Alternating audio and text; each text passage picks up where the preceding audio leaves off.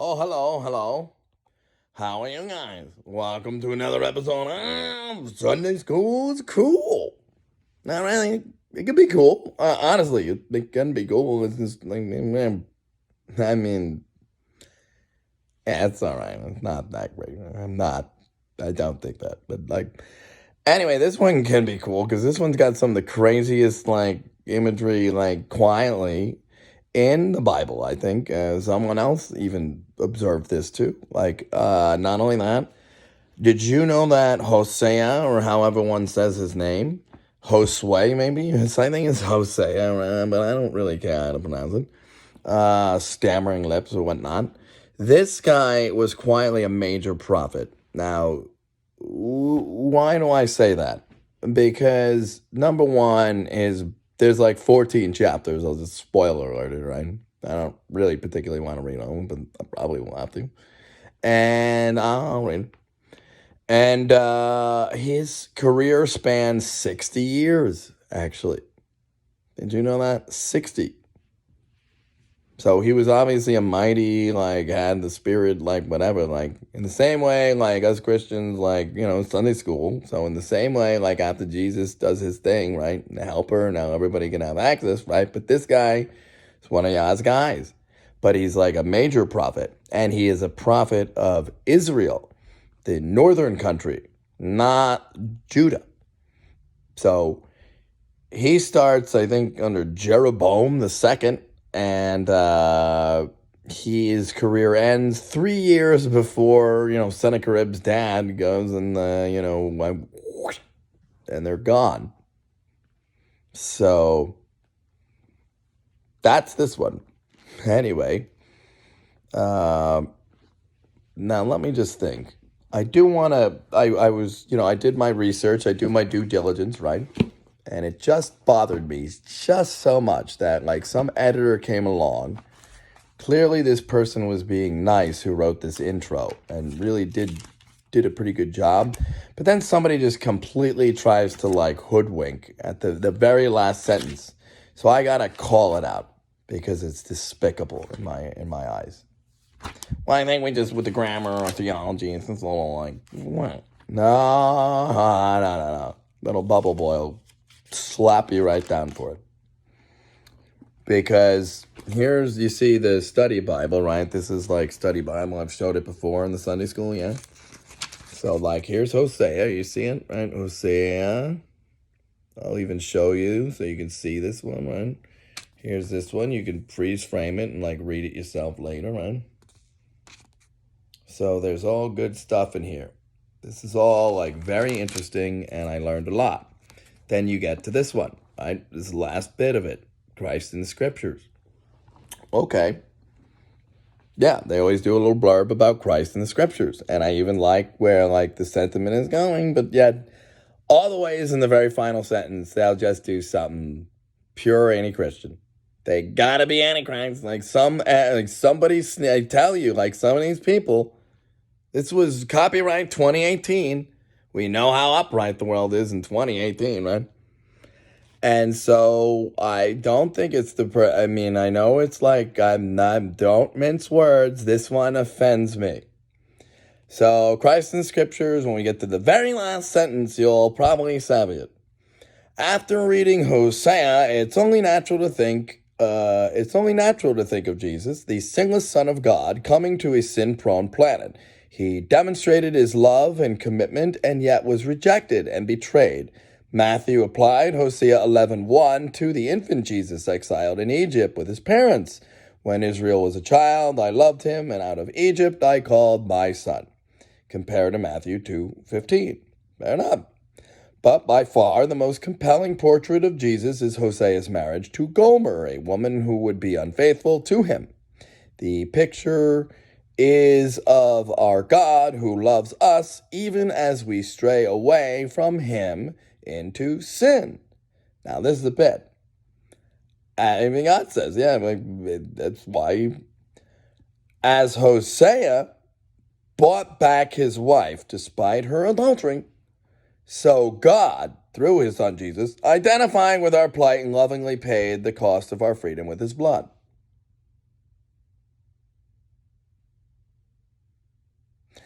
Now, you might say that's a wordsmithy thing, with Jesus' blood. It doesn't say that. It says with God's own blood. The way it reads, I mean. That's what I mean. I know what you're trying. I don't think, you're exactly right. It should say, as Hosea bought back his wife despite her adultery, so God identified with our plight and lovingly sent Jesus to pay the cost of our freedom with Jesus' blood. It doesn't say that. Beep, beep, yeah. It's very kink, but grammatically speaking, you're saying that God paid the cost of our freedom with his blood. Now, why would God, who sent his son, the Lamb of God — I know you like Lamb of God, the music, but it's so cool. What could be, why would he be offended at, whoever just tweaked the grammar so that, technically speaking, he's not talking about Jesus, saying through his son Jesus, identifying with our plight, lovingly paid the cost of our freedom with God's blood. Jesus ain't God. Nope. Even this person overtly, writes that they don't think that, but yet, I think, it says it goes out of its way through his son Jesus, God identified with our plight and lovingly paid the cost of our freedom with his blood. He did not do that once. He sent Jesus, his son, right? And Jesus, blood. So, even though people are saying bought back his wife despite her adultery, so God, through his son Jesus, identifying with our blood and lovingly paid the cost of our freedom with his blood. No, God did not come down and do that. I've heard Bushhoven say that, some old buddy of mine. I've heard everybody likes to propagate that these days, out of nowhere all of a sudden. Jesus is not God. God did not send himself to pay our price. For God so loved the world that he sent himself to... That's blasphemy. That's not so. All right? That's not so. God sent Jesus. You get the difference? And while I'm at it, we'll make this its own little intro. Maybe I'll go back and I'll even read the setup, but I don't want this to get too... Let me read, there's a book right after Hosea called Micah. It's somewhere, I don't know if it's after Obadiah or it's one of these. Let me go to Micah chapter 5, just so you understand it. I'm sick of this. People are stupid. All right. The coming Messiah, right? This is just a little bit of Micah chapter 5. It starts at verse 2, but I'll start at verse 1 because there's also a Zion's future triumph. Micah's a very interesting book. I wonder if it has anything to do with they all sort of have something to do with the day of the Lord. Somehow he just brings them all back for that one.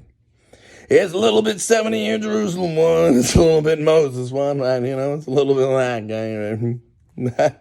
So, chapter 5, just the beginning of it. I'll start one verse back.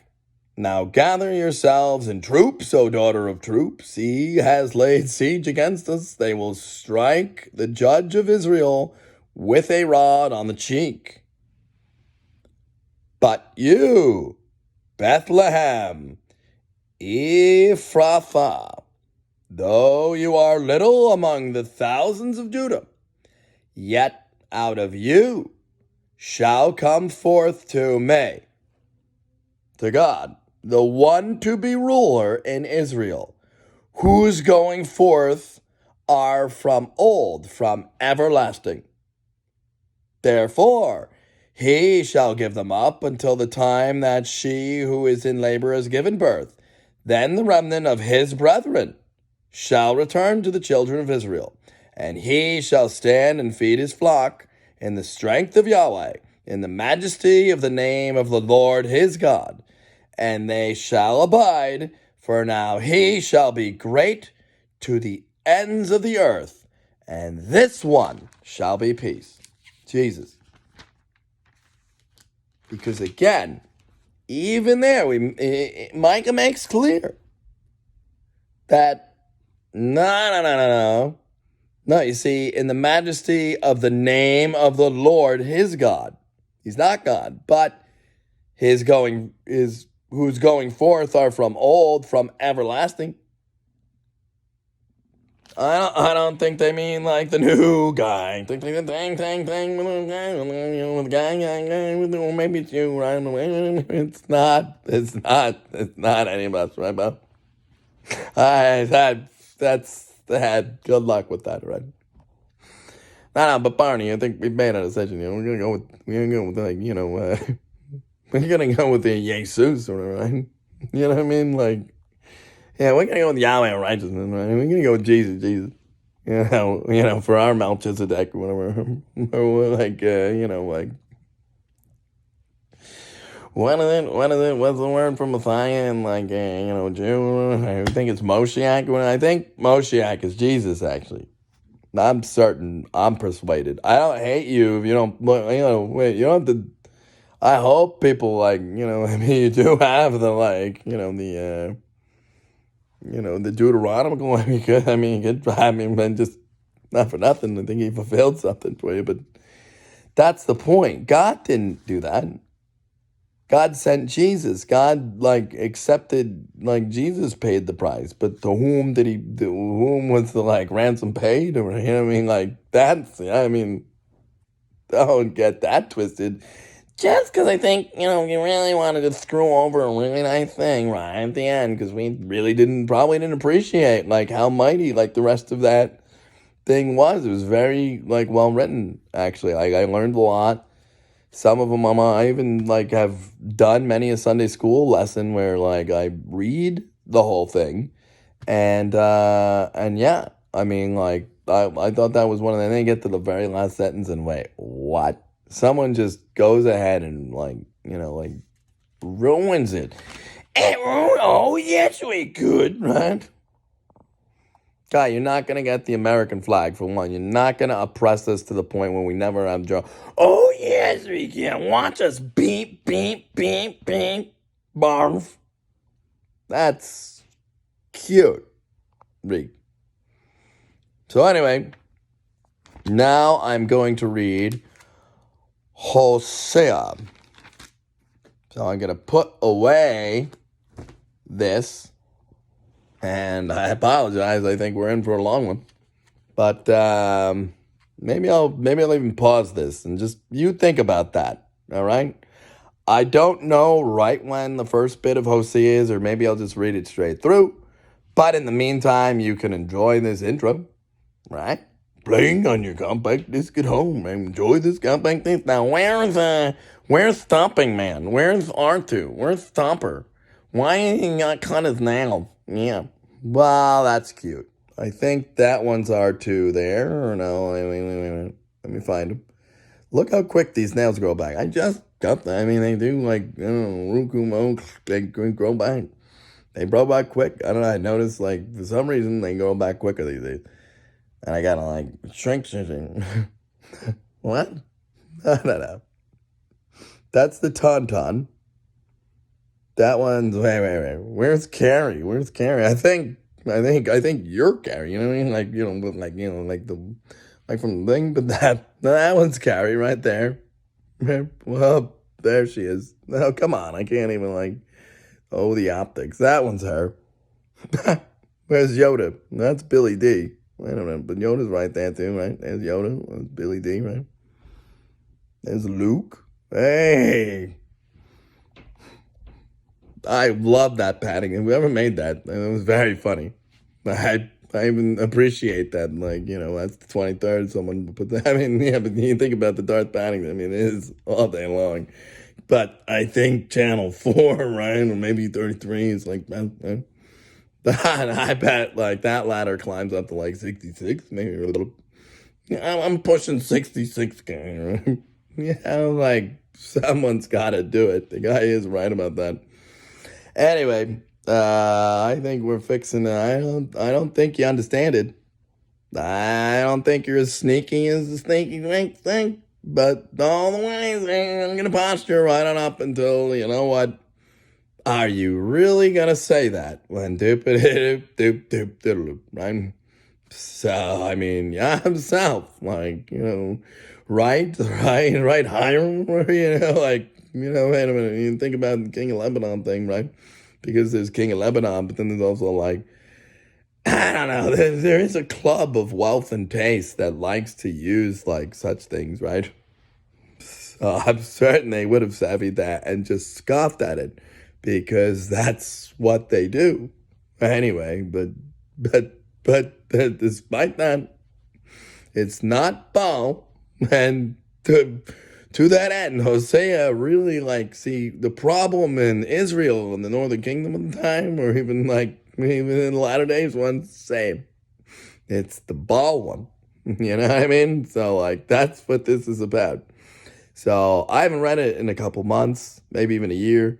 So I don't even really remember like a lot of it past the first. Like I just remember it's pretty like by the time you get to chapter 4 or 5, I mean you're in for like a 6 chapter rant about specifically about Israel. All right, and if you don't think Latter Days creeps in just a little bit, or like he's the same, like he doesn't change.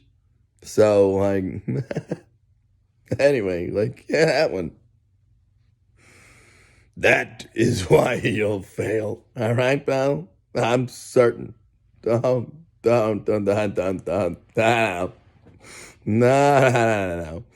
Everybody knows you have to be like upright. I mean, C.S. Lewis wrote a book about it, right? I think, with the people try to be nice. Wait a minute. Everybody knows what you people are doing is not long for the world with you sneaking.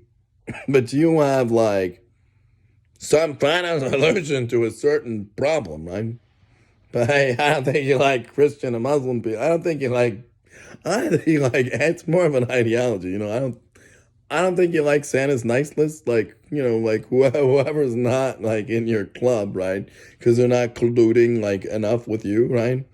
That's but then like, when you operation, scorched earth policy all the way. We know, like, don't forget recent enough history with respect to, like, certain ideologies. Like, I don't hate socialist countries or communism, but then you think about the National Socialist, or sometimes I think you do mean that,